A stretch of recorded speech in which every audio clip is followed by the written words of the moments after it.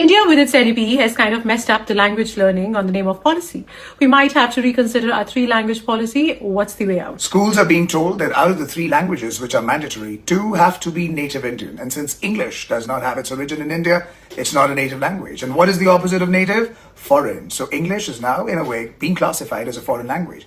The same English that runs our courts, our higher education, our corporate boardrooms, in fact, half of our aspirations is now a foreign language. And anyway, if out of the three languages, two have to be native Indian and one will have to be English for academics, then we might have to bid goodbye to other foreign languages like German, French, or Japanese. Exactly. The teachers of these languages will lose their value. There is a risk of their employment contracts being terminated, or schools absorbing them into hobby clubs or primary sections or administrative roles. But with these ambitious three-language policy, how prepared are we really as an ecosystem?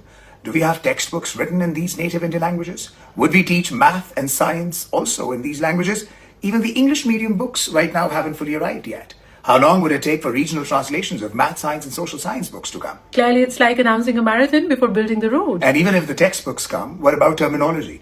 If children begin learning concepts like force or gravity in different languages, how would we equate them in the competitive exams? It doesn't sound like diversity, it sounds like chaos. Now, the logic behind the three-language policy is that children learn better in their first language. Even UNESCO supports this cognitive reality. Then for national unity, Hindi cannot be denied. And for global mobility, English cannot be denied. But let's face the reality. Formally or informally, teaching in India has anyway been all about translating textbooks into the child's first language. In the classrooms, teachers have been explaining chapters sentence by sentence in the mother tongue. That's what we imagine teaching to be like. So the problem was never really language. It was always rote learning. And the real risk we are ignoring here is the government schools. If English is sidelined and regional languages are enforced and pushed, the opportunity gap would widen, which means the discrimination on personality, the global English-speaking urban personality versus regional, would heighten.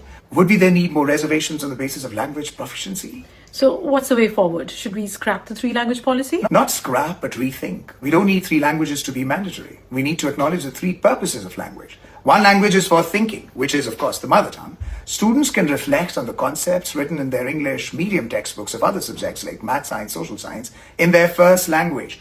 And they can be assessed on their clarity of thought. For this, we don't need to add a mandatory mother tongue as a compulsory subject language. It can simply be an oral or written exercise. Second language could be for national connection, where students can choose Hindi or any one of the 22 scheduled Indian languages. And our third could be a foreign language other than English. This way, languages don't become academic liabilities. We can still accommodate other foreign languages wherever possible. Let's hear from you. What should be the language policy of a country like India? Do share your thoughts in the comments. For education and parenting insights, follow us. All the best. All the best.